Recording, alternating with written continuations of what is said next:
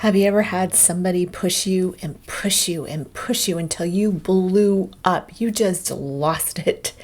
And you don't usually do that. It's just not in your character to do this. Well, narcissists will do this regularly. It is a part of the narcissistic manipulation tactics that they use with their targets, their victims, whatever you'd like to call us that have been through it.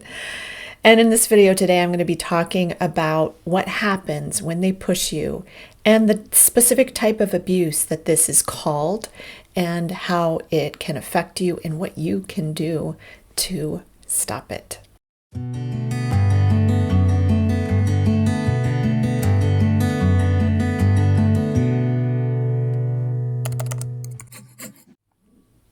I'm Dr. Meg Haworth, and I help ACONs, adult children of narcissists, to heal, to become icons, the icon of your own life. And what's an icon? An icon is somebody who's independent, confident, original, and naturally you. Because if your parent was a narcissist, you have been conned into believing all these things that aren't true about yourself. You have been programmed to serve them first. And in this video, I'm going to be talking about one of the tactics that they use regularly to get you to blow up. And I'll tell you why they do it too. So if you haven't done so already, please take a moment to like this video, please. I really appreciate it. Also subscribe to my channel. There are hundreds of videos on my channel now.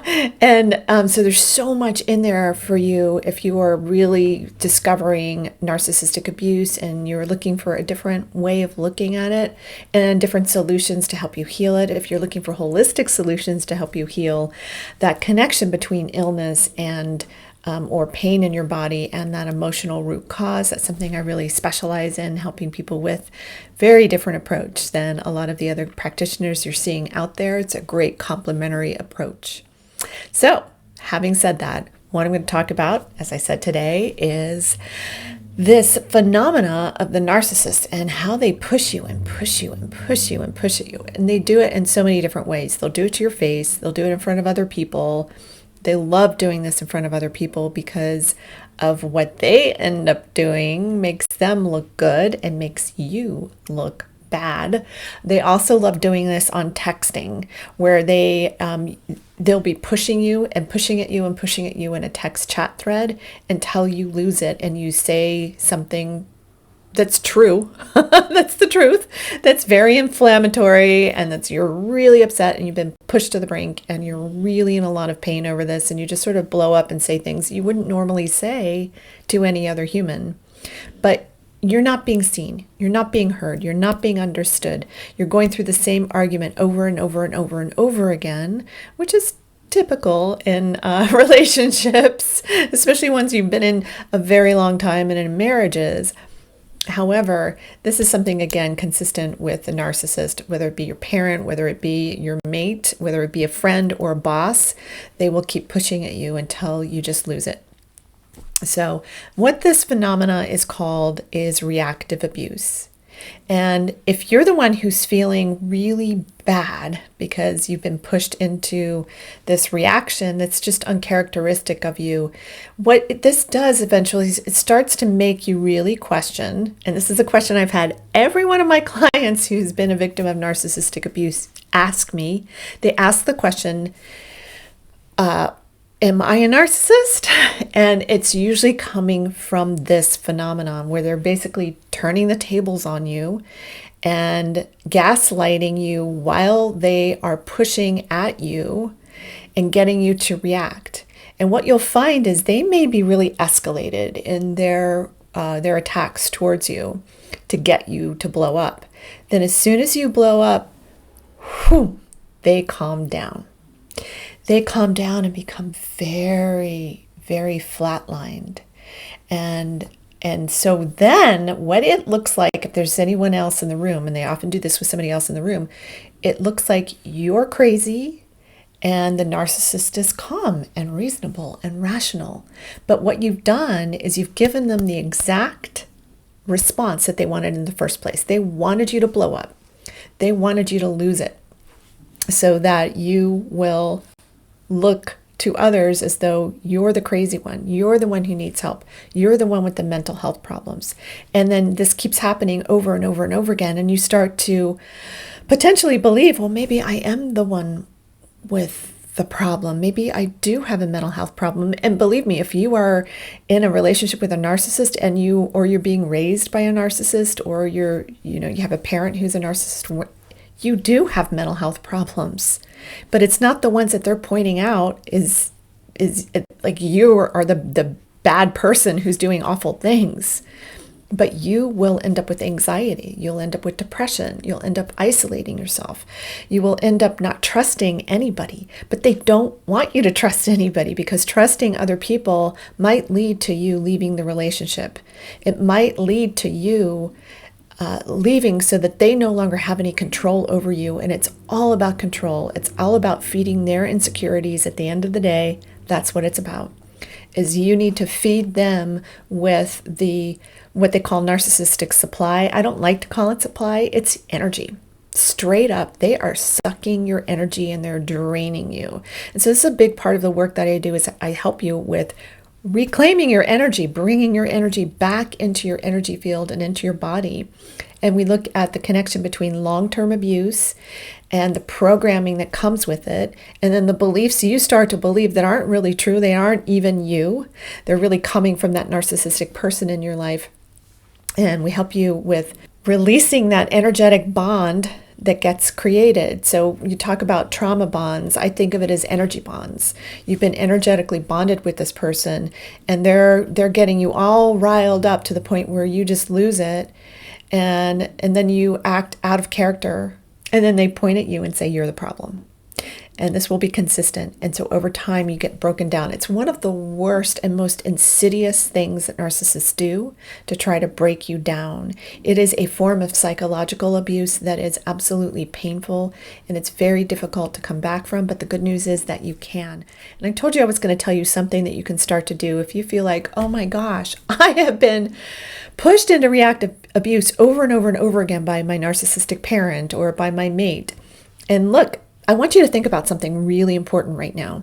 If you are in a marriage with a narcissist, or if you're in a long-term relationship with them, or in a romantic involvement with them, especially if you have children, you are married to or living with, or you may even be divorced and co-parenting. Co-parenting, that doesn't work with a narcissist, with a narcissistic parent.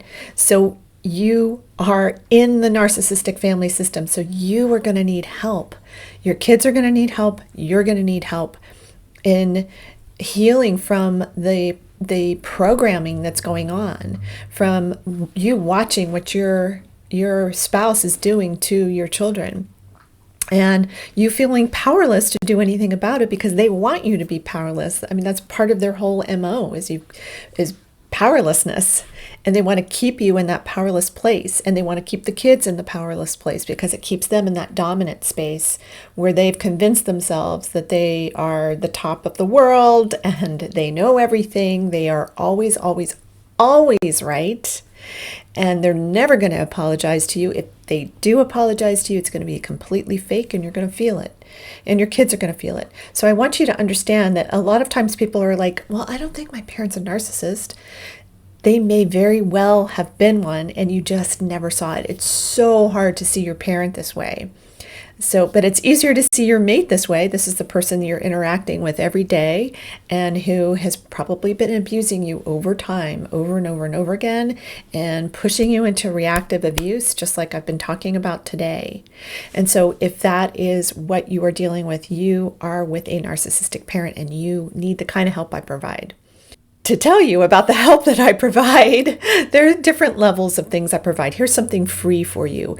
For 52 ways to tell if your parent is a narcissist or your mate, who is also the parent of your children, is a narcissist. Go to my website at meghaworth.com/narcissisticparents and download that checklist and look at it and look at the 52 things that you're seeing on that list. And then what I want you to do also is check out my online program. It's a self-study program. It doesn't cost very much. And there's also a great way to get payments, like small payments over time, especially if you have a narcissistic mate who's watching all the finances. So maybe you can ask somebody for help, or there's different ways that you can get money to try to help yourself. And then you can start taking that course, because a lot of what I do is I have energy exercises that help you to release and reclaim your own energy back into your energy field, which helps to bring energy back into your body so that you can run your biology better than you did before. And then there's also the 5 limiting beliefs that I see over and over and over again with people that are ACONs, adult children of narcissists. And if you are an adult who is married to a narcissist, I would put you in the ACON category, absolutely. So really, be aware of that possibility. So my online course, again, is called Healing the 5 Primary Wounds of Parental Narcissistic Abuse. And I want you to go check that out also on my website to see if that might be a good fit for you. And the third option for you is you can work with me one-on-one. I work with people all over the world. We work on Zoom or over phone, whatever's most comfortable for you. Some people don't want me to see their face. That's fine. It's all up to you. So if you are interested at all in just learning about what I might be able to help you with, all you have to do is book a free call with me, and the links are in the description and the comments below. And when you do book a free call with me, we'll have some time together to really talk about what your needs are and if I might be a good fit to help you solve those problems that you're going through. And if I'm not, then I have a big network of people that I might be able to refer you to. Anyway, I hope that this information has really helped you to understand reactive abuse and help you understand that those thoughts that you may have about I thought I was the narcissist, because they turn the tables on you so much that you start to believe that. And I did tell you also, there was one more thing I was going to tell you.